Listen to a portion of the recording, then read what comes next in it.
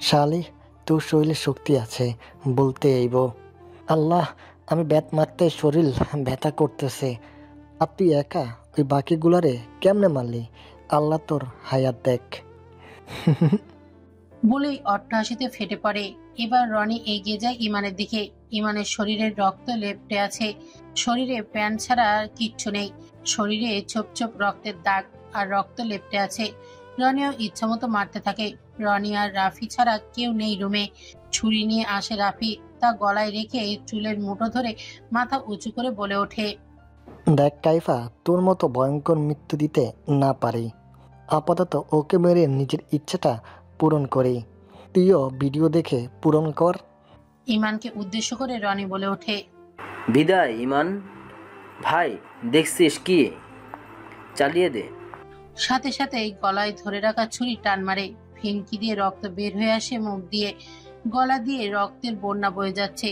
রনি আবারও একটা ছুরি দিয়ে গলায় টান মারে, যার ফলে মাথাটা দেহ থেকে আলাদা হয়ে যায়। মাথাটা ফ্লোরে কোনো এক জায়গায় পড়ে আছে, আর দেখতে পারলো না কোন হাত থেকে ফ্লোরে পড়ে গেছে। বিকট শব্দে কাইপার ঘুম ভেঙে যায়। কাইপা তাকিয়ে দেখে তার ফোন নদীর শান বাঁধানো ফ্লোরে পড়ে আছে। সাপ্রান ভয়ে হাত পা কাঁপছে, গা গুলিয়ে আসছে। একজন ডাক্তার হয়ে রক্ত দেখে ভয় না পাওয়া, খুন দেখে হাত পা কাঁপা কাঁপা শুরু হয়েছে। কাইফা সাপরানকে ধরতে গেলে সাপরান কাইফার হাত ছাড়া মেরে ফেলে দেয়।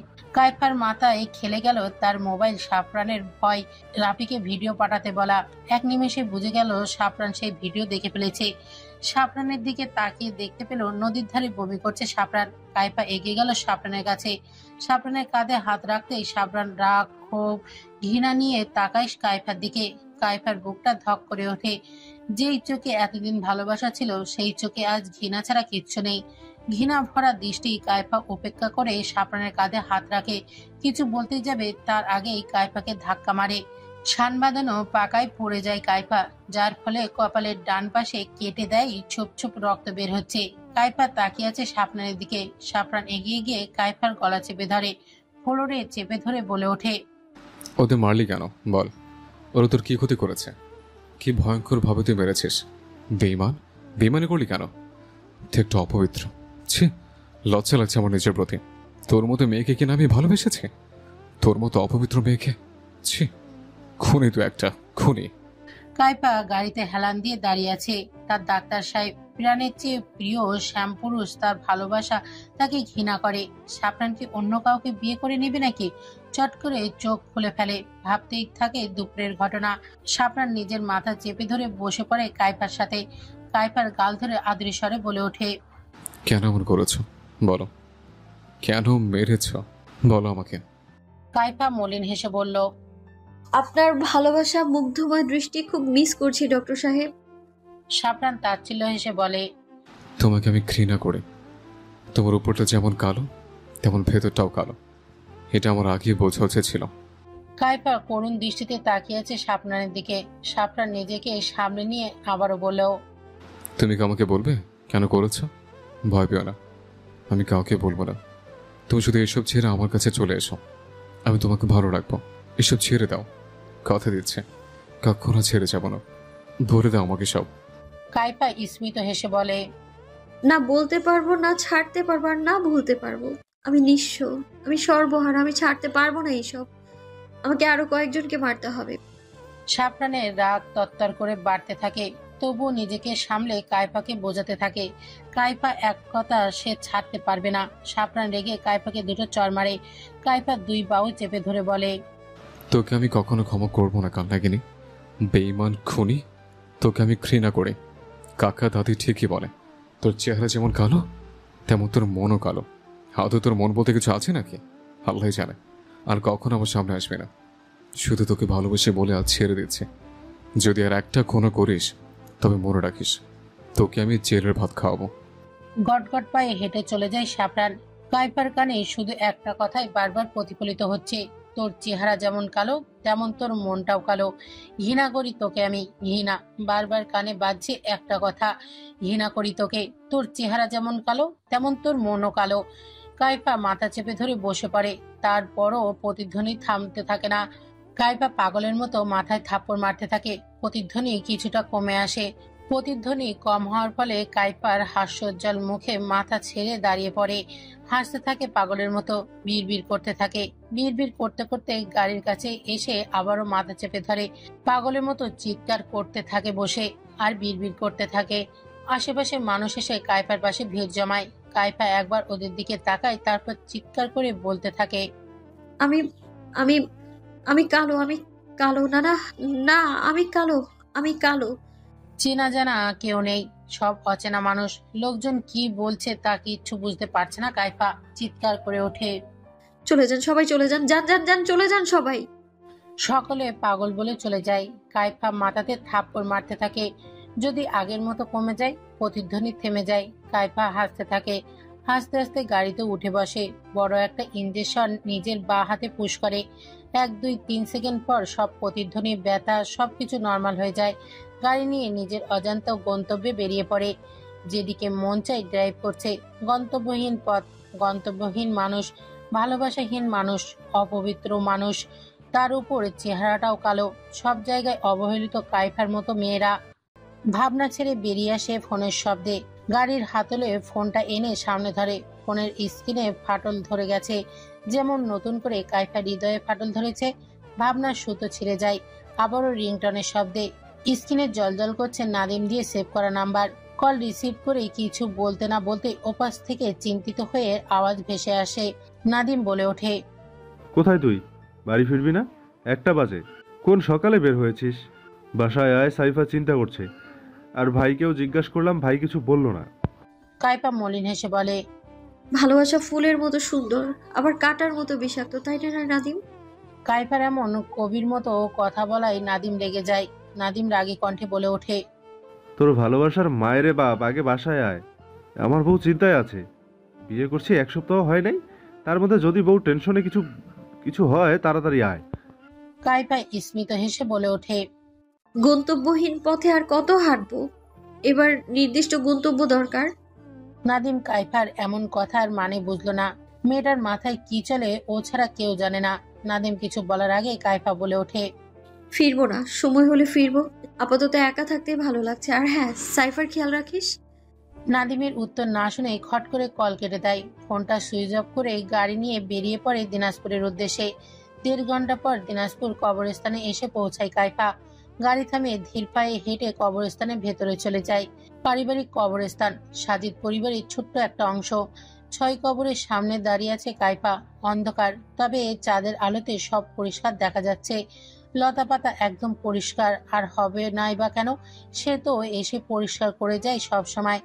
ডান পাশের কবরটাকে আলতো করে ছুঁয়ে দেয় কাইফা। ফিসফিস করে বলে, দাদু, দাদু, আমার বড্ড কষ্ট হচ্ছে। আমাকে কেন নিলে না দাদু? আমাকে নিয়ে গেলে কি দোষ হতো? এই দুনিয়ায় আমি যে বড্ড একা। দাদু, ফিরে এসো, আমায় নিয়ে যাও। দেখো না, মা, ভাইয়া, আপু কত সুন্দর করে ঘুমোচ্ছে। দাদু, আমাকে ছাড়া কেন চলে গেলে আমায় ছাড়া? কবরটাকে জড়িয়ে ধরে চিৎকার করে কাঁদতে থাকে। পরিত্যক্ত বিশাল বড় বাড়ির ভেতরে ছোট্ট একটা পরিত্যক্ত কবরস্থানের মাঝেই সেই চিৎকার মিশে যায়। কেউ দেখতে পায় না সেই চিৎকার, কেউ অনুভবও করতে পারে না সেই দুঃখ, যার কষ্টে পুরোটা কষ্ট কাইফা অনুভব করছে।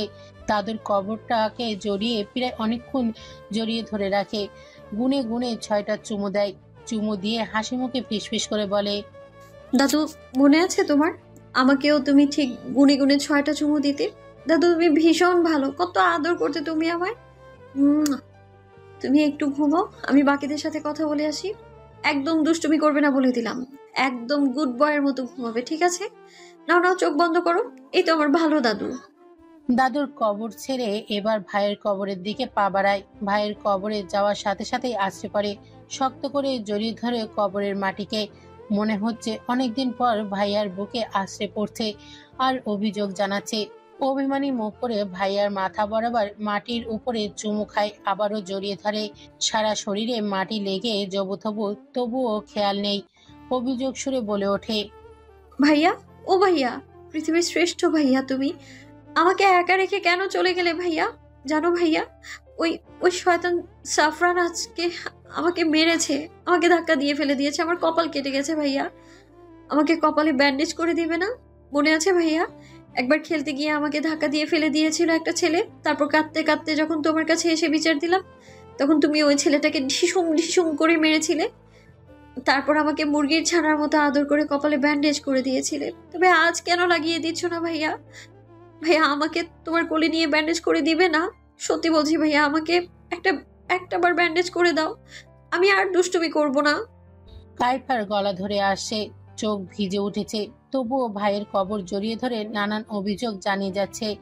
আফসোস, তার ভাই আর নেই। এই পৃথিবীতে বাবার পরে একমাত্র ছায়া হলো ভাইয়ের ছায়া। বাবার পরে অভিযোগের ডাকবাক্স হলো ভাইয়ের কাছে। ভাইয়ের কবরকে জড়িয়ে ধরে আছে আর বিড়বিড় করে বলে, ভাইয়া আমিও খুব তাড়াতাড়ি তোমাদের কাছে চলে আসব। ও হ্যাঁ ভাইয়া, জানো সাইফার বিয়ে হয়েছে তো নাদিমের সাথে। নাদিম খুব ভালো রাখছে সাইফাকে, তাই আমি তাড়াতাড়ি তোমাদের কাছে চলে আসব। উফ, ভুল করে ফেললাম তো, দাদুকে তো বলতেই ভুলে গেছি। ইস, দাদু তো ঘুমিয়ে পড়েছে, তুমি দাদুকে বলে দিও তার নাতনি ভালো আছে, আর আমিও আসছি, পরে খুব মজা করব। হ্যাঁ আচ্ছা ভাইয়া, আমি ভাবি তারপর কৌশির সাথে মার সাথে কথা বলে আসি। কোথাও যাবে না, হ্যাঁ বসে থাকো। ভাইয়ের কবরের পাশ কাটিয়ে ছোট্ট একটা কবরের পাশে এসে বসে। বাচ্চাটার বয়স কত হবে? 1 বছর। কাইফা সুন্দর করে গিয়ে ছোট্ট কৌশির কবরের পাশে বসে, তারপর মাথায় হাত বুলিয়ে দেয় মাটির ওপর দিয়ে, ফিসফিস করে বলে, আমার কৌশি সোনা, কেমন আছো আম্মু? তুমি তো দেখছি এখন আগের মতো ছিচকা দোনে। এমন হলে কি করে হয় বলো তো আম্মু? ও লে লে লে, হাসো তো হাসো আমার আম্মুটা। জড়িয়ে ধরে রেখেছে কবরটা। কাইফার গলা ভিজে আসছে, ঢোক গিলে বলে, চিন্তা করো না আম্মু, খুব তাড়াতাড়ি আসবো, তুমি ঘুমাও। আর জানো তোমার ছোট্ট ফুপির বিয়ে হয়েছে, কয়দিন পর তোমার মতো ছোট্ট একটা কিউট সোনা জন্ম নিবে, তখন আমরা একসাথে খেলবো, কেমন? এখন তুমি ঘুমাও, আমি আবার আসবো, না হলে মাম্মা বকবে তোমাকে, সাথে আমাকেও। কৌশিকের কবরের পাশ কাটিয়ে সামনে এগিয়ে যায় ভাবির কবরের পাশে। ভাবির কবরকে জাপটে ধরে হাউমাউ করে কেঁদে ওঠে। ভাবি, ভাবি আমাকে কেন নিয়ে গেলে না? তুমি তো আমার বেস্ট ফ্রেন্ড ছিলে। আর আপা, তোমরা দুজন কেন চলে গেলে ভাবি? ও ভাবি, আমায় নিয়ে যাও না, আমার খুব কষ্ট হচ্ছে জানো। ভাবি তুমি চিন্তা করো না, আমি সব কটাকে তিলে তিলে মারবো। আর মাত্র কয়েকজন বাকি আছে, এদেরকে তিলে তিলে মেরেছি আমি। তুমি খুশি হয়েছো তো ভাবি? বলো না খুশি হয়েছো?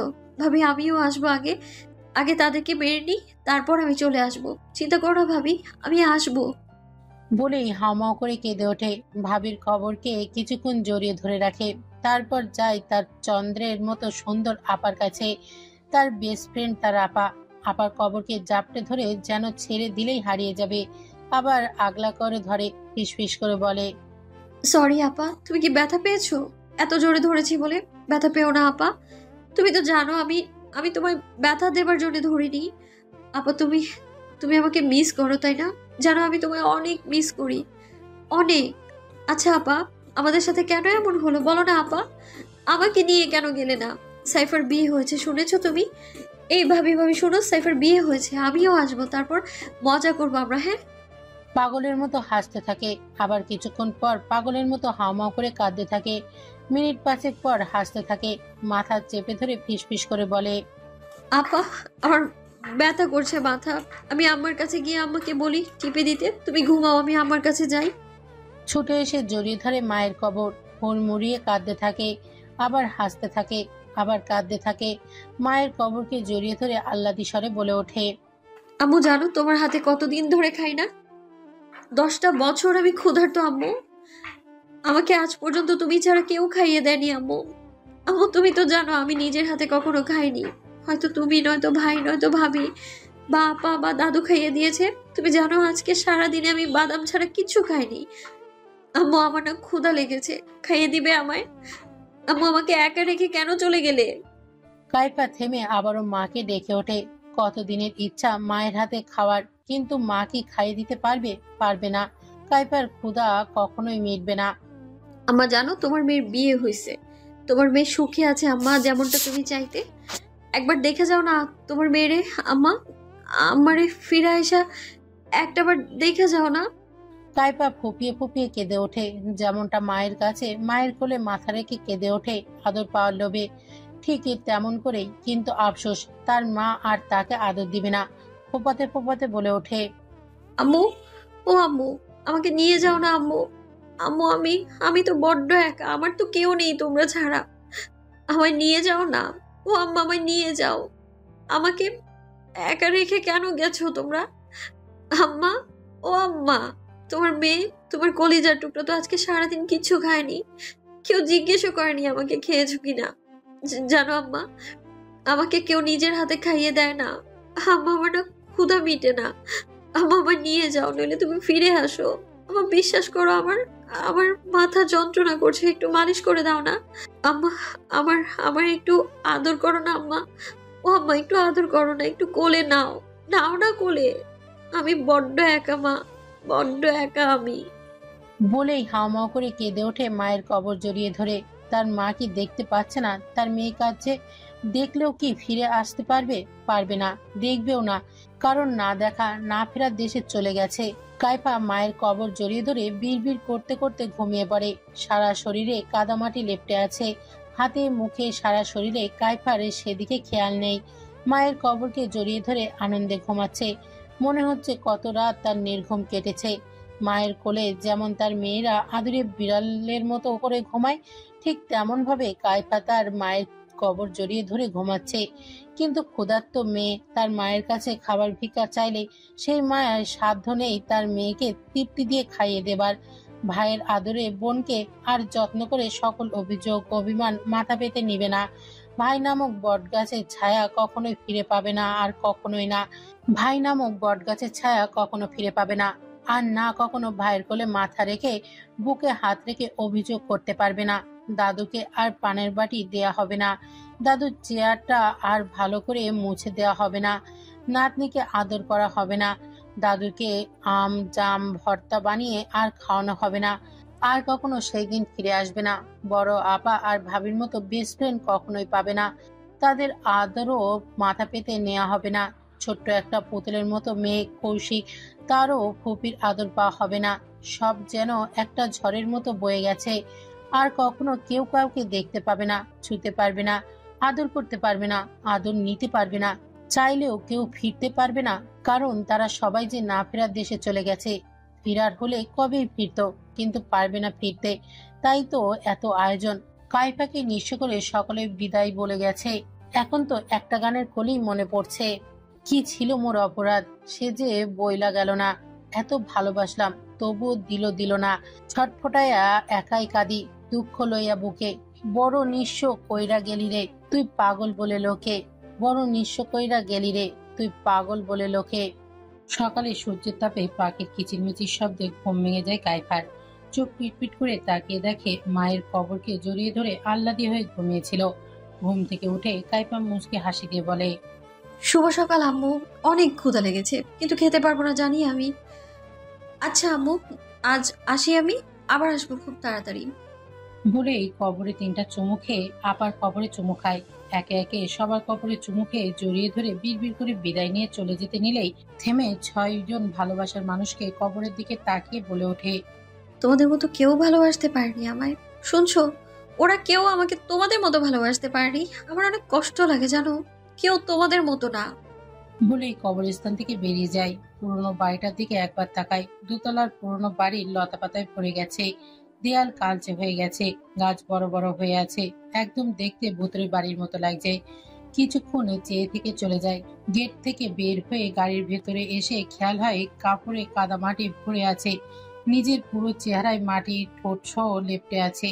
মুচকি এসে নিজের ঠোঁটে মুখে কাপড়ের ওপর লেগে থাকা মাটির ওপর হাত বোলায় পরম যত্নে। তার এই শখের ভালোবাসার মানুষের ভালোবাসা এটা, এটা সে কখনোই মুছবে না, আর না কাপড়টা ধুবে, এটা ভেবেই রেখে দিবে। ফোন হাতে নিয়ে দেখে 10টা 47 মিনিট।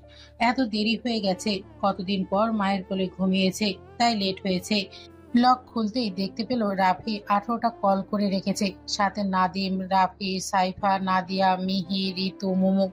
মেসেজ কলে পড়ে আছে, অথচ সাপটারের নাম্বার থেকে একটা কল কিংবা মেসেজ আসেনি। রাফিকে কল ব্যাক করে, সাথে সাথে কল রিসিভ করে রাফি। কাইফা বলে ওঠে, কল কেন দিয়েছিলি? রাফি ধমকে বলে ওঠে, কালকে ভিডিও পাঠালাম, দেখেও কিছু বললি না। রাতে নাদিম কল দিল, বাসায় যাস নাই, কি হয়েছে? আর সারাফান ভাই আমার সাথে দেখা করবে বলেছে। কাইফা বাঁকা হেসে বলে ওঠে, শোন, ভিডিওটা সাফরান দেখেছে আর ও সব জেনেও গেছে। আর তোর সাথে দেখা করবে সব জানার জন্য। খবরদার কাউকে বলবি না কিছু, আর না ওনাকে। রাফি ভয়ে ভয়ে বলে, তাহলে কি করব? উনি যদি পুলিশকে সব বলে দেয় তখন তখন তো প্রতিশোধ পূরণ হবে না তোর। আমারও ওই কাইসারকে মারা বাকি আছে। কাইফা কিছু একটা ভেবে বলে, শোন, এখন আমি সোজা ফার্ম হাউসে যাব, আর ওখানে যেতে আমার একটু লেট হবে। তুই ওনাকে তুলে নিয়ে আয়। ওনাকে কিভাবে তুলবো? কেউ দেখে ফেললে তখন? উনি তো আমাকে ভার্সিটির সামনে থাকতে বলেছে। কাইফা ঠোঁট বাঁকিয়ে হাসে আর বলে। শোন, রাফি হেসে বলে, একদম একদম। আচ্ছা রাখি, উনি এসে পড়বে। কাইফা ডেভিল হেসে বলে, আমার পথের কাঁটাকে কিভাবে উপড়ে ফেলতে হয় তা আমি জানি মিস্টার সাফরান। রাফি, গম্ভীর কণ্ঠে সাফরান ডেকে ওঠে। রাফিও হাসি হাসি মুখ করে সাফরানকে বলে, কেমন আছেন ভাই? সাফরান গম্ভীর কণ্ঠে বলল, ভালো। তোমার সাথে কথা আছে, শোনো। রাফি হাসি মুখে বলে, জি বলুন। তুমি ইমানকে কেন মেরেছ? আর ইমনকে কাইফাকে কেন মেরেছে? রাফি বলে ওঠে, ভাইয়া এখানে মানুষ আছে, এখানে বলা ঠিক হবে না। সাফরান রেগে বলে। তাহলে আমি এখন পুলিশের কাছে যাব। রাফি ভয়ে ভয়ে বলে ওঠে, আর না না না না ভাই, কি জানবেন বলুন, আমি সব সত্যি বলবো। সাফরান ঠোঁট বাঁকিয়ে হাসে আর বলে। কেন মারছো তোমরা, সত্যি সত্যি বলো। রাফি ঠোঁট কামড়ে ধরে রেখেই বলে, ভাই সব বলবো, তার আগে আপনি আমার গাড়িতে উঠুন, তারপর গাড়িতে বসে সব বলবো। সাফরান বলে ওঠে। এখানে কি সমস্যা? তোমরা খুন করতে পারো আর আমি বললে দোষ? রাফি বলে ওঠে, দেখুন আপনি তো সব জানতে চান, আপনি গাড়িতে বসুন, গাড়িতে উঠে আপনাকে সব বলছি। এখানে অনেক মানুষ, কেউ শুনলে বিপদ হবে। সাফরান রাজি হয়ে যায়। রাফি সাফরানকে নিয়ে গাড়িতে উঠে গাড়িটা লক করে দেয়। তারপর রাফি স্প্রেটা হাতে নিয়ে সাফরানের মুখের উপর স্প্রে করে। হঠাৎ আক্রমণের জন্য সাফরান মোটেও প্রস্তুত ছিল না। রাফি ড্রাইভ করছে ফার্ম হাউসের উদ্দেশ্যে। কাইফা ডক্টর রিনানের চেম্বারে বসে আছে। কাপড়ে এখনো কাদামাটি লেপটে আছে। ডক্টর রিনান সবকিছু লক্ষ্য করছে। দীর্ঘশ্বাস ফেলে বলে ওঠে, আবারও দিনাজপুর গিয়েছিলে নাকি? কাইফা হাসলো। হাসলে চমৎকার লাগে একদম। হাসি থামিয়ে বলে ওঠে, একদম বুঝলে কিভাবে? ডক্টর নিনান বলে ওঠে, তোমাকে তো আমি আজ থেকে চিনি না, 4 বছর আগ থেকেই চিনি, আর তোমার স্বভাবটাও জানা আছে। কাইফা আবারও হাসলো। সেই হাসি ডক্টর নিনান দেখলো। সুন্দর লাগে হাসলে, অনেক টোল পড়ে না, তবুও হাসলে যেন চোখও হাসে, হালকা গাটা দুলে ওঠে। ডক্টর নিনান ফুস করে শ্বাস ছেড়ে বলে, তো তুমি কি সব বলবে নাকি না? কাইফা আবারও হাসলো। হেসে বলে ওঠে, ওহ কাম অন ডিয়ার, তুমিও না বারবার এমন করো কেন বলো তো? রিনান মাহমুদ বলে। আমাকে তুমি ভাবোটা কি? কাইফা ভাবলেশীন ভাবে বলে, ভাববোটা কি আসলে? বাবা নাকি চাচা নাকি কাকা, কোনটা ভাববো তুমিই বলো? ডক্টর রিনান বলে ওঠে, কাইফা, তুমি কি বুঝতে পারছো না? তুমি যে ধীরে ধীরে মৃত্যুর পথে এগাচ্ছ, এসব ভাবনা থেকে তোমার মাথায় ছাপ পড়বে। আর তোমাকে আমি বলেছিলাম টেস্ট করতে, করছো? কাইফা দুপাশে মাথা নাড়ে, যার মানে করেনি। রিনান মাহমুদ বলে ওঠে, তুমি কি নিজেকে নিয়ে ভাববে না? আর চলো এখনই টেস্ট করবে। কাইফা চেয়ারে গায়ে এলিয়ে দিয়ে বলে, নো, আমি ঠিক আছি, চেক আপ করবো না। ওষুধ দাও, ভালো লাগলে খাবো, না হলে খাবো না। মুডের উপর ডিপেন্ড করবে ওষুধ খাওয়া। ডক্টর রিনান বলে ওঠে, মুডের উপর ডিপেন্ড করবে তোমার ওষুধ খাওয়া? আর সুস্থ হওয়ার ডিপেন্ড করবে তোমার নিয়মিত ওষুধ খাওয়ার সাথে চিন্তা থেকে মুক্তি থাকায়। কাইফা এবার গা দুলিয়ে অট্টহাসিতে ফেটে পড়ে। আবারও বলে ওঠে, তুমিও না মাইরি কি কবিতা শোনালে, আহা মনটাই জুড়িয়ে গেল। যা বাদ দাও, আজকেও মাথা কেমন ভার ভার ভার ভন ভন, বারবার একটা কথাই প্রতিধ্বনি হচ্ছিল। আবার মাথা ব্যথাও করছিল, বলতে পারবো কেন। আই মিন কয়দিন বাঁচবো আমি? আমি কি মরে যাব? ডক্টর রিনান বেশ চিন্তিত হয়ে গেছে। বমি, মাথা ব্যথা একটা জিনিসের জন্য হয় না, অনেক কিছুর জন্যই হতে পারে। তার জন্য সিটি স্ক্যান করাতে হবে, কিন্তু এই বান্দা তো রাজি হচ্ছে না। ডক্টর রিনান বলে ওঠে, তোমাকে আগে সিটি স্ক্যান করতে হবে, তারপর দেখা যাবে। কাইফা কিছু বলতেই যাবে তার আগেই খাবার হাতে প্রবেশ করে স্টাফ। খাবার দেখে মনে পড়লো সে তো কাল থেকেই কিছু খায়নি। ডক্টর রিনান খাবারের দিকে ইশারা করে খাওয়ার জন্য। আমি জানি কিছুই খাওনি, আর তা তোমার মুখে দেখেই বোঝা যাচ্ছে। খেয়ে নাও আগে। কাইফা হাসি মুখে খাবার খেতে শুরু করে। প্রতিবারই দিনাজপুর থেকে ফিরে এসে ডক্টর রেনানের সাথে দেখা করে। উনি খাবার এনে দেয়, খাবার খাওয়ার, তারপর নিজের কাজে যায়। খাবার দাবার খেয়ে ডক্টর রেনানকে বলে ওঠে, ওহো, আমার যখন মুড হবে তখন তোমাকে সব কিছু বলে দিব। আর বলতে চাই না, কারণ বলে দিলে তোমরা সবাই আমাকে করুণা দয়া করবে, তাই আমি বলবো না। আর মরার পরেই জানতে পারবে, তার আগে না। আর হ্যাঁ, কি টেস্ট ফেস্ট দিয়েছিলে তা করে তোমাকে জানাবো। ততদিন বাই বাই। বলেই চলে যায়। আর ডক্টর রেনান দীর্ঘশ্বাস ফেলে বিড়বিড় করে বলে, এই মেয়েকে কিভাবে ঠিক করবো আল্লাহ জানে। সাইকো একটা। ভালোবাসাকে দয়া বলে। সাফরানকে চেয়ারের সাথে বেঁধে রাখা হয়েছে। পাশে অমি, ডনি, রাফি দাঁড়িয়ে আছে, অপেক্ষা করছে কাইফার জন্য। সাফরান চেঁচামেচি করছিল বিদায় মুখে কাপড় দিয়ে রেখেছিল। কাইফার রুমে প্রবেশ করে দেখে সাফরানকে বেঁধে রাখা হয়েছে। কাইফা সাফরানের সামনে এগোতে এগোতে মুখ দিয়ে চুকচুক শব্দ করে। সাফরানের চেয়ারের সামনে চেয়ারে বসে করে কাইফা সাফরানের মুখ থেকে রুমালটা খুলে পাশে রেখে দিয়েছিল। সাফরান মুখ খোলার পরে শ্বাস নেয়, দম নিয়ে বলে ওঠে, বেঈমান, আমাকে কেন এনেছিস? তোর মতো অপবিত্র পাপী মেয়ে একটাও দেখিনি। ছি, লজ্জা লাগছে আমার। ছাড় বলছি আমাকে। যেমন দেখতে কুৎসিত, তেমন মনটাও কুৎসিত। ছি। কাইফা হাসতে থাকে। হাসতে হাসতে চেয়ারে গা এলিয়ে দেয়। তারপর মনটা খারাপ হয় আবারও। রুম কাঁপিয়ে হেসে ওঠে। তারপর হাসি থামিয়ে বলে ওঠে, আমি পাপী, আমি কুৎসিত, তবে আমি বেইমান নই। আমি সমুদ্রের ঢেউয়ের ন্যায় খোলাসা। কেউ পড়তে পারে, আবার কেউ পারে না। সাফরান কাইফার কথার মানে বুঝলো না। সাফরান চুপ করে দেখতে থাকে। হঠাৎ করে অমি বলে ওঠে, ম্যাম, আপনার কাপড় এনে দেব, চেঞ্জ করবেন, কাপড়ে ময়লা লেগে আছে। শেষের কথা শুনে কাইফা রক্তচক্ষু বের করে তাকায় অমির দিকে। অমির দিকে তেড়ে গেলে রাফি সামনে এসে কাইফাকে আটকায়। সাফরান দেখছে শুধু। রাফি অমিকে ইশারা করে চলে যেতে। অমি বেচারা ভয় পেয়ে আগে যায়, সাথে ডনিও। রাফি কাইফাকে চেয়ারে বসিয়ে দেয়, কাইফাকে পানি দেয়। ঢকঢক করে পানিটা খেয়ে নেয়, তাতে দাঁত চেপে বলে ওঠে, ও সাহস কি করে হলো এটাকে ময়লা বলার? এটা আমার পরিবারের ছোঁয়া, তাদের ভালোবাসা, আমার আমার মায়ের, বোনের, ভাইয়ের, দাদু, সবার ছোঁয়া, সবার ছোঁয়া। আর ও এই ছোঁয়াকে, এই ছোঁয়াকে ময়লা বলেছে? ওর জিভ টেনে ছিঁড়ে ফেলবো। বল বল রাফি, তুই জানিস তাই না? বল বল, এটা কি ময়লা রে? বল। রাফি কাইফার মাথায় হাত বুলিয়ে দেয়, মাথার তালুতে ফু দিয়ে বলে, ওর হয়ে আমি সরি বলছি, ও বুঝতে পারেনি। এটা ময়না না, এটা ভালোবাসা। হ হ ভালোবাসা। শান্ত শান্ত। কাইফা শান্ত হয়ে যায়। সেকেন্ড কয়েক পর হাওয়া করে কেঁদে ওঠে। সাফরানের বুকের ভেতরটা মোচড় দিয়ে ওঠে। যখনই কষ্ট লাগবে তখনই আবার তার করা পাপের কথা মনে পড়ে যায়। ঘৃণায় মনটা ভরে ওঠে। রাফি কাইফাকে ধরতে গেলে কাইফা দূরে সরে যায়। কিছুক্ষণ কেঁদে রুম কাঁপিয়ে হেসে ওঠে। ওর হাসি শুনে সাফরান অবাক হয়ে যায়। কি ভয়ঙ্কর হাসির শব্দ! রাফি কাইফাকে রাগায় না আর। কাইফা পাশে চুপ করে বসে থাকে। সাফরান কেন যেন মনে হচ্ছে কাইফা সাইকো পাগল। এক্ষুনি হাসে আবার কাঁদে। এই মেয়ের এমন কেন? আর ময়লাকে ময়লা বলাতে এত রাগ আর কি আছে? আজব। কাইফা ঘাড় কাত করে একবার সাফরানকে দেখে, তারপর উঠে গিয়ে সাফরানের সামনে বসে পড়ে।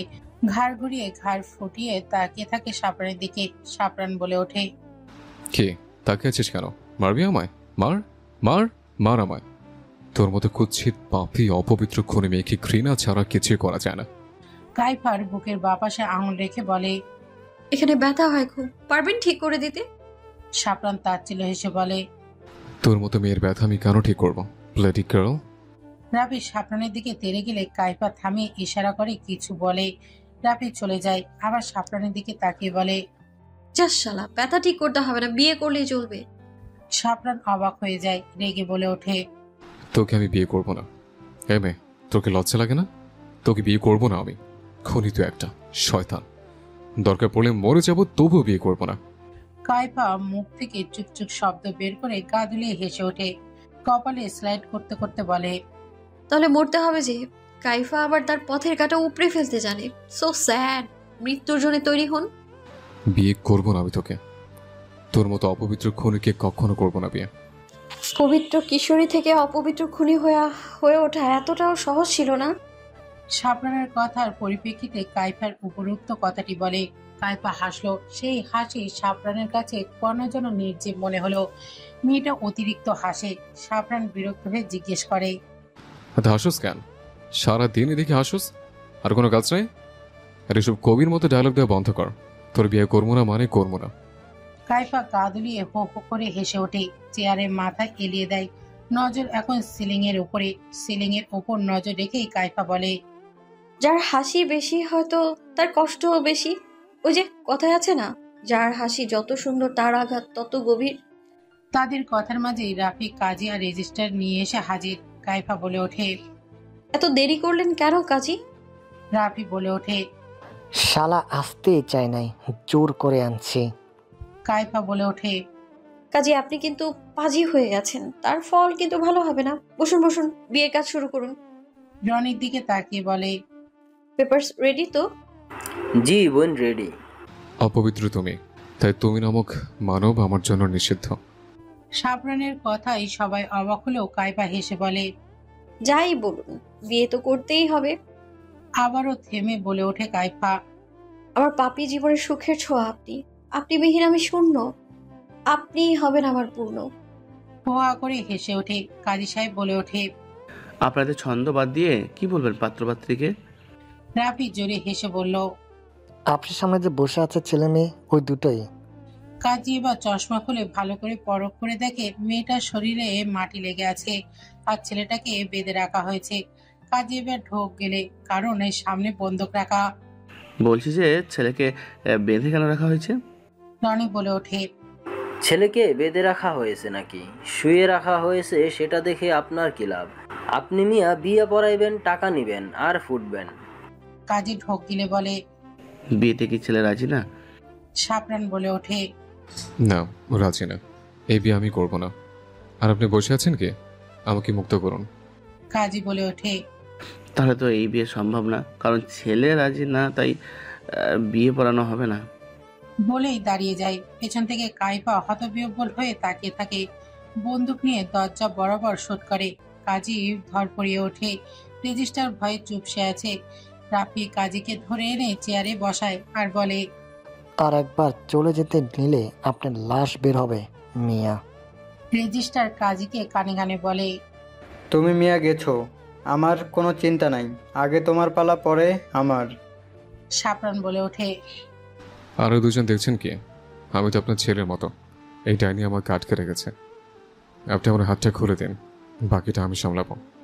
কাইফা, রাফি, রনি হেসে ওঠে। কাজী ভয়ে ভয়ে বলে, আমার পারবো না, বুড়ো বয়সে মরতে চাই না।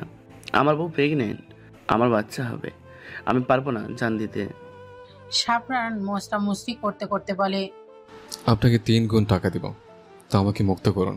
যা চান তাই দিব।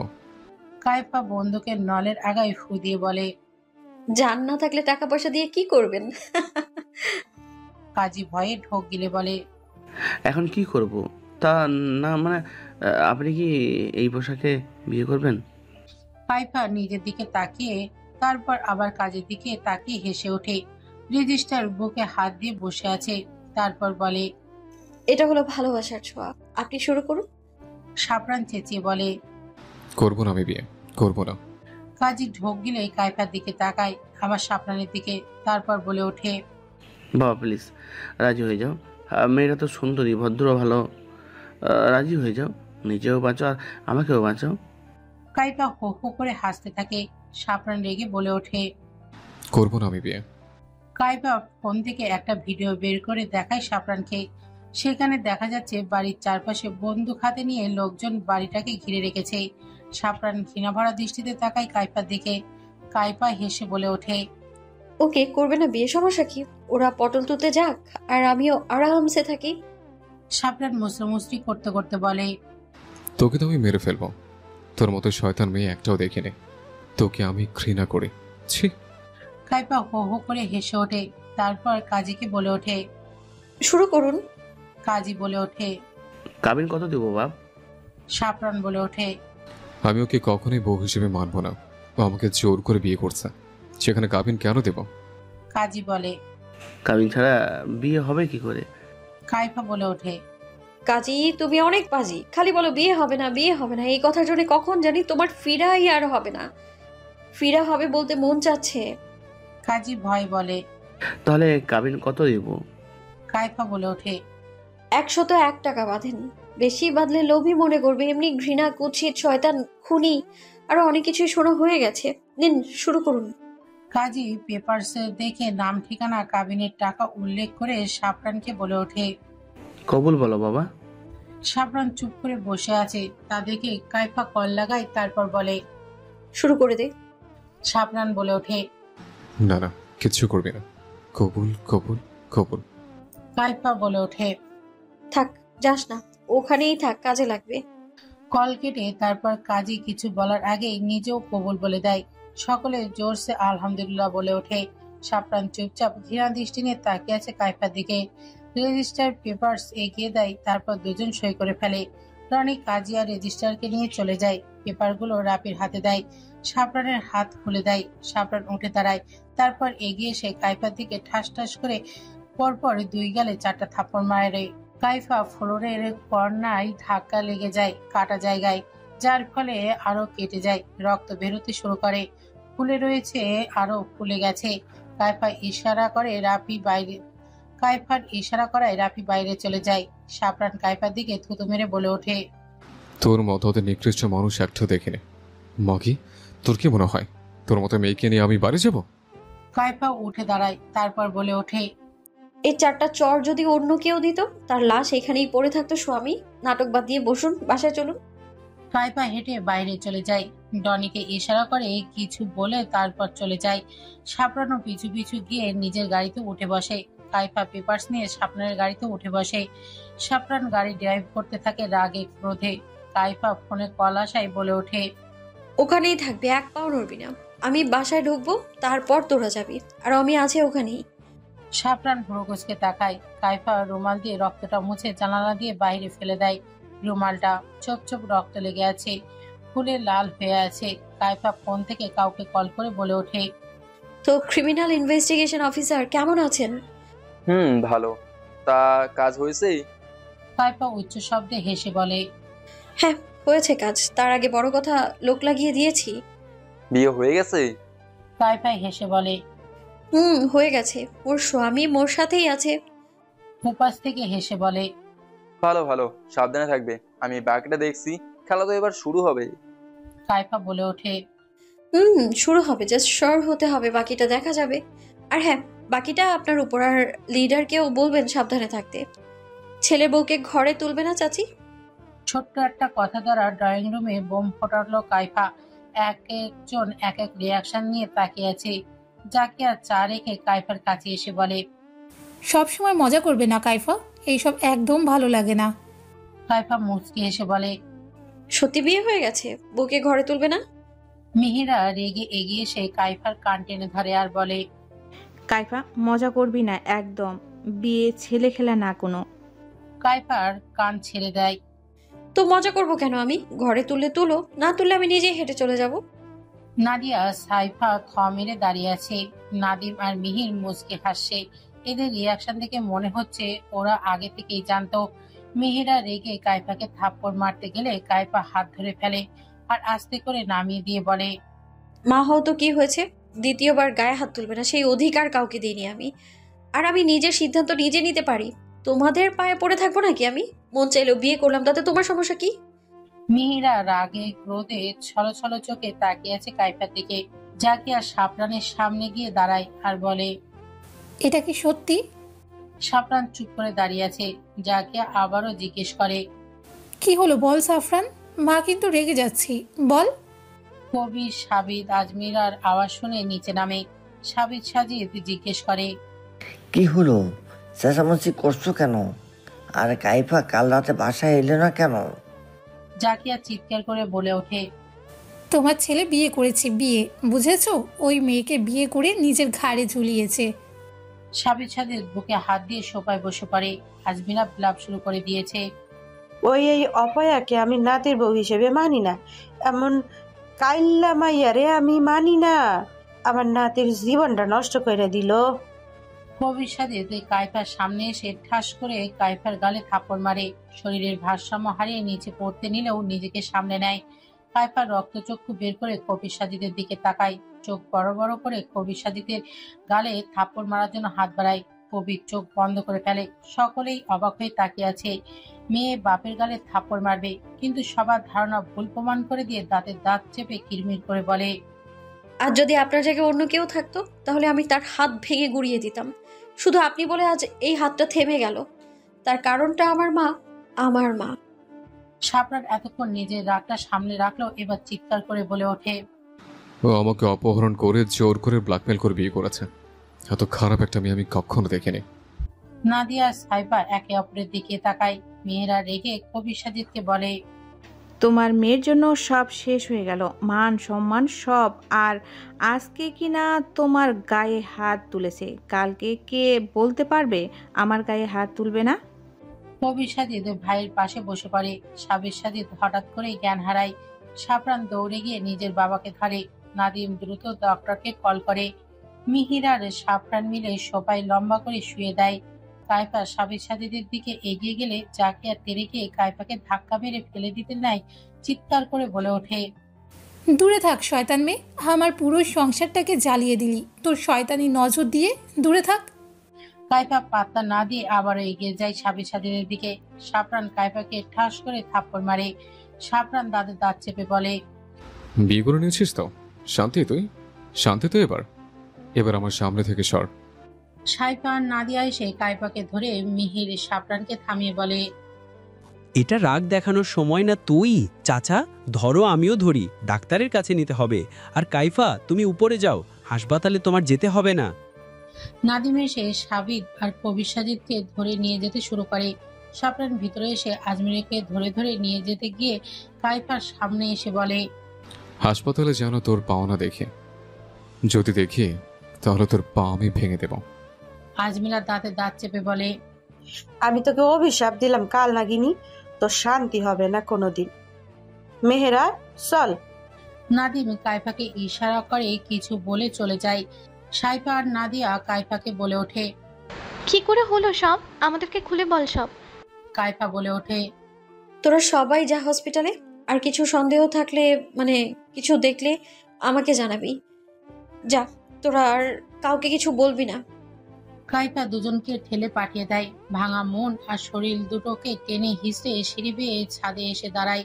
ধপ করে বসে পড়ে ফ্লোরে, হাও মাও করে কাঁদতে থাকে। আকাশে কালো মেঘ যেন কাইফার কান্নার শব্দে নিজেকে স্তব্ধ করে ফেলেছে। প্রকৃতিও আজ থেমে গেছে কান্নার শব্দে। কি করুণ কান্নার শব্দ। ঠোঁট ভেঙে হাওমাও করে কাঁদতে থাকে। নাক দিয়ে তরল পদার্থ বের হচ্ছে। অনুভব করে নাকে হাত দেয়। রক্ত, কালচে লাল রঙের রক্ত। হাত দিয়ে রক্ত মুছে ফেলে, আবারও বের হয়। কাইফা হাসতে থাকে। খুশি হয়ে আকাশের দিকে তাকিয়ে বলে, আমি আসছি মা, আমি আসছি। তোমার মতো কেউ ভালোবাসে না আম্মু, কেউ না। রুমে গিয়ে কাপড়টা পাল্টে গোসল করে বের হয়। কালচে লাল খয়েরি রঙের একটা টি শার্ট, সাদা কার্গো প্যান্ট পরে দাঁড়িয়ে আছে। আগে টি শার্ট আর প্যান্টটা আলমারিতে তুলে রাখে। রুম কাঁপিয়ে রিংটন ভেসে আসে। কাইফা দেখতে পাই নাদিম স্ক্রিনে জলজল করছে। দ্রুত রিসিভ করে কাইফা ওপাশ থেকে বলে ওঠে, কাইফা রক্ত লাগবে, কিন্তু রক্ত নেই হাসপাতালে। অন্য হাসপাতাল থেকে আনতে হলে দেরি হবে। কাইফা বলে ওঠে, রক্তের গ্রুপ ও নেগেটিভ, তাই না? নাদিম বলে ওঠে, হ্যাঁ, কিন্তু তুই নিজের রক্ত দেওয়ার কথা ভাববিও না। তোর এমনিতেই সমস্যা আর না। কাইফা কল কেটে বলে ওঠে, আমি রক্ত নিয়ে গেলে রেখে দিও, আর কাউকে কিছু বলার দরকার নেই, তুমি নিজে ম্যানেজ করে নিও। কাইফা কল কেটে অমিকে কল দেয়। সাথে সাথে কল রিসিভ হয়। 5 মিনিটের মধ্যে নার্স থেকে রুমের ভেতর আসো, জাস্ট 5 মিনিটস। কাইফা কল কেটে ডনিকে কল দেয়। সাথে সাথে রিসিভ হওয়ার পরেই বলে ওঠে, বাড়ির আশেপাশে লোকের দরকার নেই, এখন হসপিটালের আশেপাশে থাকো সবাইকে নিয়ে। সন্দেহজনক কাউকে দেখলে তুলে নেবে, যাও ইমিডিয়েটলি। যদি কোনো ক্ষতি হয় ডনি, তুমি কিন্তু শেষ, যাও। ডনি ওকে ম্যাম বলে কল কেটে দেয়। 5 মিনিট পরে আমি আর একজন নার্স নিয়ে এসে হাজির হয়। নার্স আসার সাথে সাথেই কাইফা বলে, রক্ত নিয়ে যাও 2 ব্যাগ। নার্স কাইফার চোখ, মুখ, নাক, হাতের নালি চেক করে বলে, ম্যাম, আপনার সম্ভবত রক্ত শূন্যতা আছে, আর আপনি রক্ত দিতে পারবেন না এখন। এখন রক্ত দিলে আপনার বিপদ হতে পারে। এটা করতে পারবো না আমি ম্যাম। কাইফা নার্সের গলা চেপে ধরে বলে, এই তুই তোর কাজ কর, আমি আমারটা বুঝবো না, নইলে জান নিয়ে বের হতে পারবি না। নার্স ভয়ে নিজের কাজ করা শুরু করে, রক্ত নিতে থাকে। কাইফা অমির দিকে তাকিয়ে বলে, বাইরে সন্দেহভাজন কাউকে দেখেছিলে? অমি বলে ওঠে, হ্যাঁ ম্যাম, দেখছিলাম, এবং তাকে সহ আরো 5 জনকে, মোট 6 জনকে আমরা বন্দি করে রেখেছি। এখন ডনি তার লোক দিয়ে হাসপাতালে আছে। কাইফা বাঁকা হেসে বলে ওঠে, সকালে আমার স্বামীর গাড়ির পেছনে কোনো গাড়িকে দেখেছো? যেমন দেখে মনে হচ্ছে ফলো করছে। আমি হ্যাঁ সুযোগ মাথা নাড়াই। তারপর অমি বলে ওঠে, কিন্তু ম্যাম, গাড়িটিকে ধরার আগেই হাতছাড়া হয়ে গেছে। কাইফা এখন রাগ উঠে যায়। তেরে অমির কাছে যেতে নিলে নার্স ভয়ে ভয়ে বলে ওঠে, নড়াচড়া করবেন না প্লিজ, তাতে সমস্যা হতে পারে। কাইফা শান্ত হয়ে বসে পড়ে আবারও। নার্স নিজের কাজ করতে থাকে আর অমি দাঁড়িয়ে আছে। রক্ত নেওয়া শেষ, আপনি এবার রেস্ট নিন আর নিয়মিত খাবার খাবেন, ফল খাওয়ার চেষ্টা করবেন। নার্স আর অমি চলে যায়। কাইফা ফোন দিয়ে নাদিমকে মেসেজ করে, রক্ত পাঠিয়ে দিয়েছি, তুই ম্যানেজ করে নিস। কাইফা মিহিকে কল করে। 2-3বারের মাথায় কল রিসিভ করে। কাইফা রেগে বলে ওঠে, শালি কোন শালা লোকে প্রীত করতেছিলা? ফোন ধরতে কি আসমানে যাওয়া লাগে নাকি? মিহি ঘুমু ঘুমু কণ্ঠে বলে ওঠে, বইন, এইটা ঘুমানোর সময়, রাত 12টা বাজে, তোর লেগে কেডা সজাগ থাকবো? আর আজকে কত কাজ করছি জানোস? কাইফা জিভ দিয়ে ঠোঁট ভিজিয়ে বলে, তোমার কাজের আম্মারে টুট টুট না, সরি, আসসালামু আলাইকুম। এখন বল কি কাজ, মানে কাজ কেমন লাগলো? মিহি বিরক্ত হয়ে বলে ওঠে, বোন, আমার সব ঠিকঠাক। খুদা কালকে ব্যাটারা নাচবো, গাইবো, ঢোল বাজাইবো, পরে বক্তব্য দিব, শেষ অনুষ্ঠান, এইটুকু। এবার আমি ঘুমাই। কাইফা দীর্ঘশ্বাস ফেলে বলে, যা ঘুমা, আজকে মাফ করলাম। কাইফা ধীরে ধীরে বারান্দার ইজি চেয়ারে বসে পড়ে। চোখ বন্ধ করে ছোটবেলার দৃশ্য মনে করতে থাকে। আচমকা চোখ মেলে আকাশের দিকে তাকায়। তারপর নজর যায় চাঁদের দিকে। ওই চাঁদের মতো আমিও একা, কিন্তু পার্থক্য আছে। চাঁদের সৌন্দর্য সবাই দেখে, কিন্তু কলঙ্ক কেউ দেখে না। আর আমার কলঙ্ক সবাই দেখে। মনের সৌন্দর্যটা কেউ দেখে না, শুধু বাহ্যিক সৌন্দর্য খোঁজে। আমার বেলায় সবাই এত নিষ্ঠুর কেন বলতে পারবে? দেহের মৃত্যুর রেজিস্ট্রি রাখা হয়, আত্মার না। বিড়বিড় করতে থাকে কাইফা। একটি কথা বারবার উচ্চারণ করছে। মোবাইলের রিংটন শুনে ঘুম হালকা হয়ে যায়। পিটপিট করে তাকায় কাইফা। হাত পা বড্ড ব্যথা করছে, মাথা ভার হয়ে আছে। মনে হচ্ছে বালুর বস্তা মাথার উপরে। কাঁপা কাঁপা হাতে মোবাইল নাই। কল রিসিভ করে ওপাশ থেকে বলে ওঠে, আসবি না? কয়টা বাজে খেয়াল করেছিস? বহিন, 12:27 বাজে, অনুষ্ঠান শুরু হয়ে যাবে। কাইফা টাইম দেখে আবারও মোবাইল কানে ধরে। তারপর বলে, আসছি, তোরা সামলা বাকিটা। কল কেটে কাঁপা কাঁপা পায়ে দাঁড়ায়। দেয়াল হাতড়ে ওয়াশরুমে যায়। লম্বা একটা শাওয়ার নিয়ে রুমে এসে বসে। কালো রঙের একটা চুড়িদার পরে তৈরি হয়ে নেয়। কপাল পুরে লাল হয়ে আছে তার। ওপরে একটা ওয়ান টাইম ব্যান্ডেজ মেরে ফোন হাতে নিয়ে হল রুমে যায়। বাসায় কেউ নেই। কিচেন রুমে গিয়ে একটা আপেল আর একটা চিপস নিয়ে বের হয়ে যায়। আপেল খেতে খেতে দরজা লক করে গ্যারেজ থেকে বাইক নিয়ে উঠে পড়ে। উদ্দেশ্য ভার্সিটি। সাফরান, জাকিয়া, আজমিরা, সাইফা, নাদিয়া, নাদিম, মিহির, মিহিরা, কবির, ওরা সবাই হাসপাতালের করিডোরের সামনে দাঁড়িয়ে আছে। ডক্টর চেক আপ করে বের হয়ে আসে সাফরানের কাছে। সাফরান চিন্তিত হয়ে জিজ্ঞাসা করে, এখন কেমন আছে বাবা? ডক্টর আশ্বস্ত করে বলে, ঠিক আছে, রাতের তুলনায় যদি রক্ত দেওয়া না হতো তাহলে হয়তো খারাপ কিছু হতো। আর একটা কথা, যার রক্ত নিয়েছেন তার হয়তো সম্ভবত ব্রেন ক্যান্সার রয়েছে। এটা সম্ভবত কারণ রক্তে অনেক প্রবলেম ছিল। সাফরান চিন্তিত হয়ে বলে, তাহলে বাবাকে যে দিলেন কোনো সমস্যা হবে না তো? ডক্টর বলে ওঠে, ডাক্তার সায়ন, আপনি তো জানেন রক্ত আমার টেস্ট না করে দেই না, আর টেস্ট করেছি তারপরে দিয়েছি। সমস্যা যেহেতু আছে তার সমাধান দিয়ে টেস্ট করে রক্ত দিয়েছি, এটা আপনি নিজেও জানেন। তবে যিনি দিয়েছেন তাকে কিন্তু ওনার ক্ষতি হতে পারে। নাদিম থম মেরে দাঁড়িয়ে আছে। ধপাস করে ফ্লোরে বসে পড়ে। সকলে অবাক চোখে তাকিয়ে আছে নাদিমের দিকে। সাফরান ডক্টরকে বিদায় জানিয়ে দেয়। ডক্টর চলে যায়। সাফরান সহ বাকিরা একে একে নাদিমকে টেনে নিয়ে বসায়। মিহির পানি দেয় নাদিমকে। নাদিম ঢকঢক করে পানি খেয়ে নেয়। মিহির বলে ওঠে, ব্রো, কি হয়েছে তোমার হঠাৎ? ঠিক আছো? সাফরান বলে ওঠে, ডাক্তারের কথা শুনে এমন চমকে উঠলি কেন? আর কার থেকে রক্ত এনেছিস? কার ব্রেন ক্যান্সার? নাদিম হাউমাউ করে কেঁদে ওঠে। ওর কান্না সকলে ভরকে যায়। হঠাৎ ছেলেটার কি হলো? জাকিয়া দৌড়ে এসে নাদিমকে জড়িয়ে ধরে। জাকিয়াও কেঁদে ওঠে। কি হয়েছে নাদিম, আমাকে বল। সাবরান মিহিরও নাদিমকে জড়িয়ে ধরে, আবারও বলে ওঠে। কি হয়েছে বল, না বলে বুঝবো কিভাবে? নাদিম চোখ মুছে সাবরানের কাছে যায়, তারপর বলে ওঠে। তুই কি তোর বোনকে ভালোবাসিস না? সাইফা এমন প্রশ্নে থতমত খায় আর বলে, এমন কথা বলছো কেন? ভালো না বাসার কি আছে আপা? আর আমি আপাকে অনেক ভালোবাসি।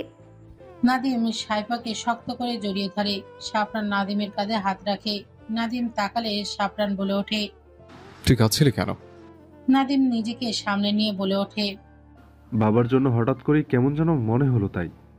সাফরানের কথাটা বিশ্বাসযোগ্য মনে হলো না, তারপরেও আর বেশি খাটালো না। মিহিরও সন্দেহ চোখে তাকিয়ে আছে নাদিমের দিকে। এসেছিস? কাইফা ছোট্ট করে বলে। হ্যাঁ।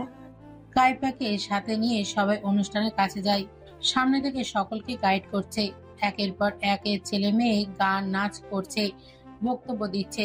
কাইফা চুপটি করে বসে আছে।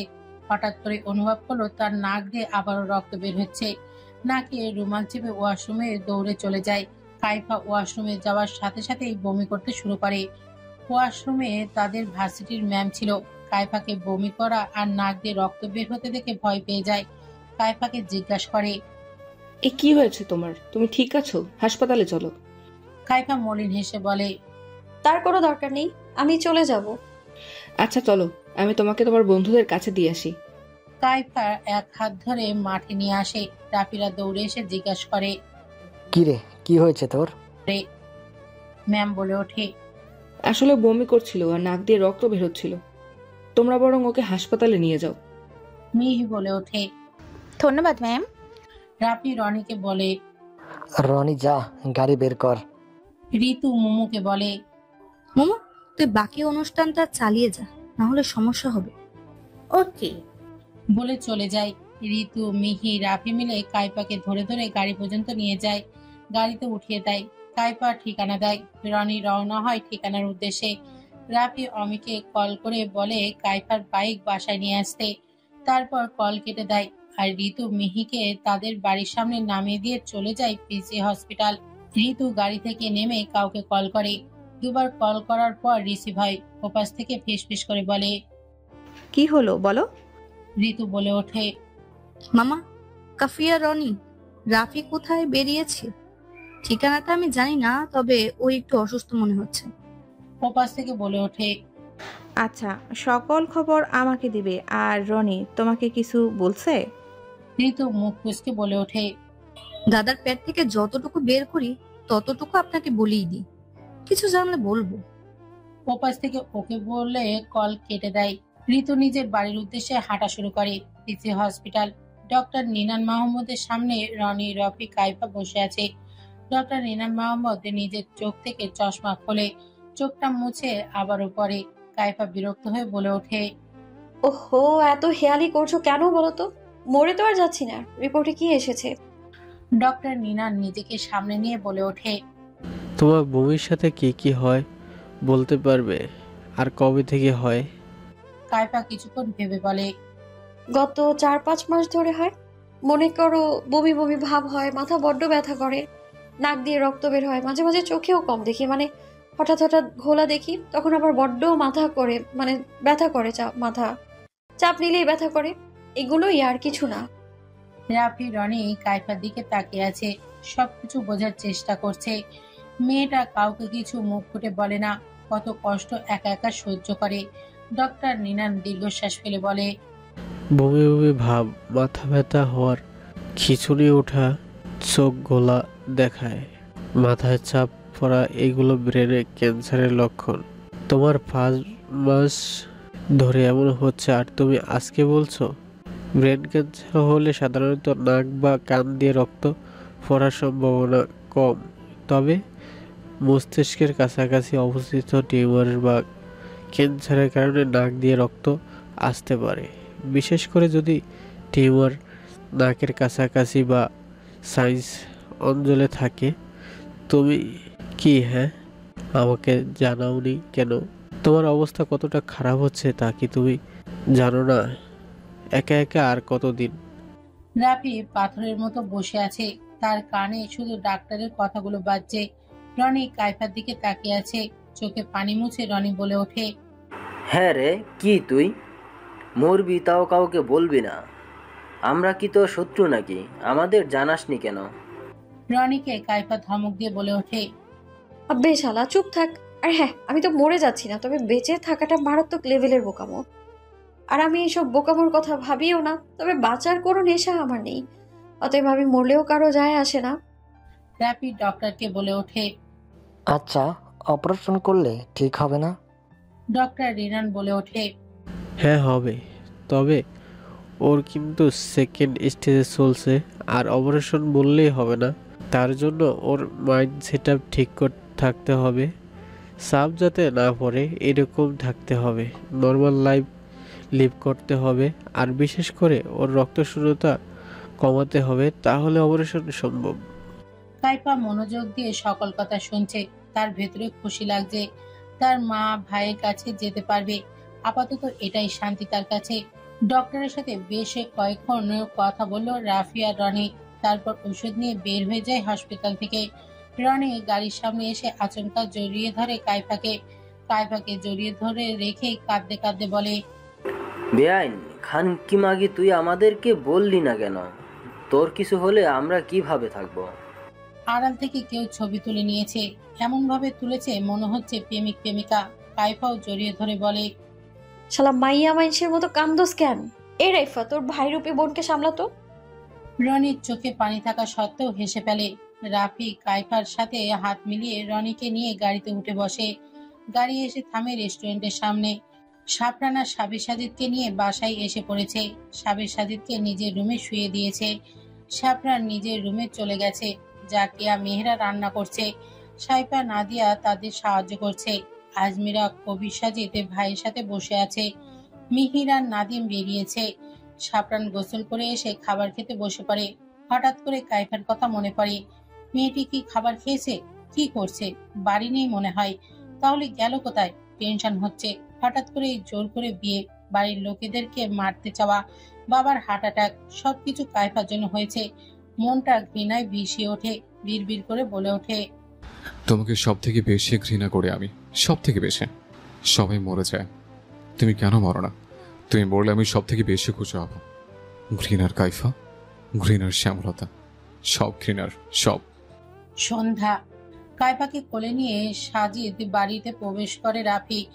রাফির কোলে কাইফাকে দেখে প্রথমে সবাই অবাক হলেও পরে আবার মুখ ফিরিয়ে নেয়। নাদিয়া আর সাইফা এগিয়ে আসে।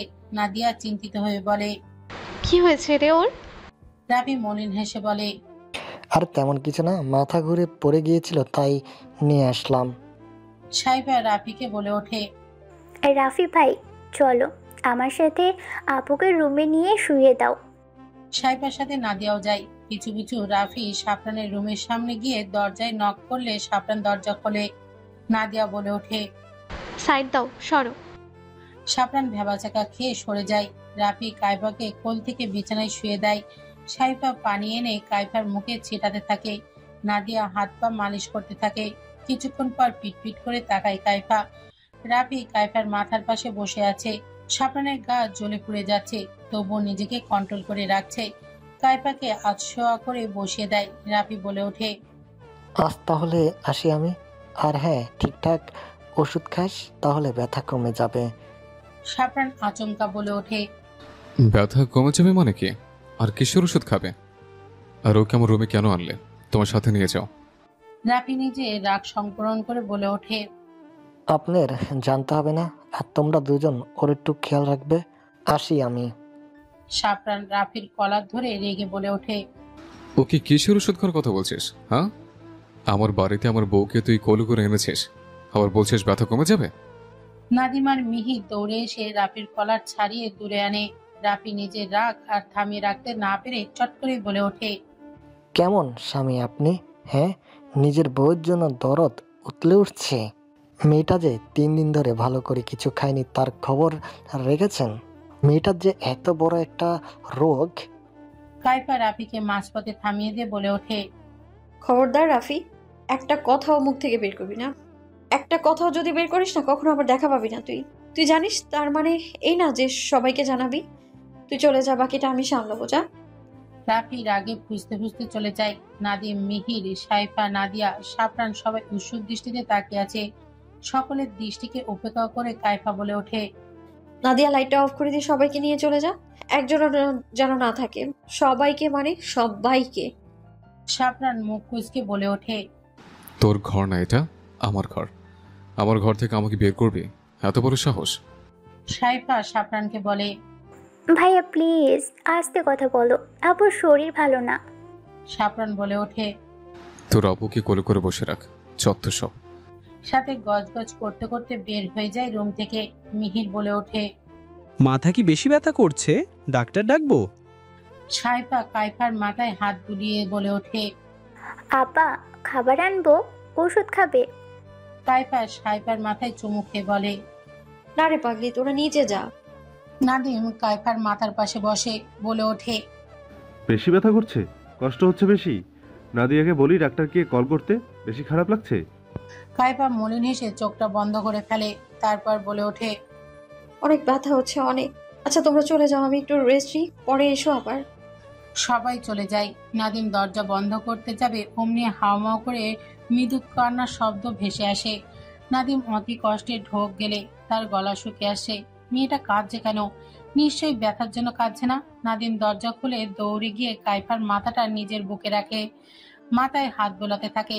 আড়ালে কেউ একজন তার ছবি তুলে ডেভিল হেসে চলে যায়। নাদিম হাত বুলিয়ে দিয়ে আদরের স্বরে বলে, বোন আমার, কাঁদছিস কেন? আমাকে বল। কাইফা নাদিমকে জড়িয়ে ধরে ফুপিয়ে ফুপিয়ে কেঁদে ওঠে।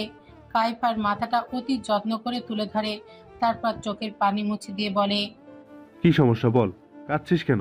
আর তোর কি হয়েছে? রাফি কি বলতে গিয়ে থেমে গেছে? কাইফা মাথা নাড়িয়ে কিছু না বোঝায়। তারপরও নাদিম বিছানায় বসে বলে ওঠে, আমি জানি তোর কি হয়েছে, তাই লুকিয়ে রেখে লাভ নেই। কাইফা জানতো এমনটাই হবে। কাইফা স্মিত হেসে বলে, মিহির ভাইও কি জানে? বলে দিয়েছো নাকি? মেয়ের দরজায় হেলান দিয়ে দাঁড়িয়ে বলে ওঠে,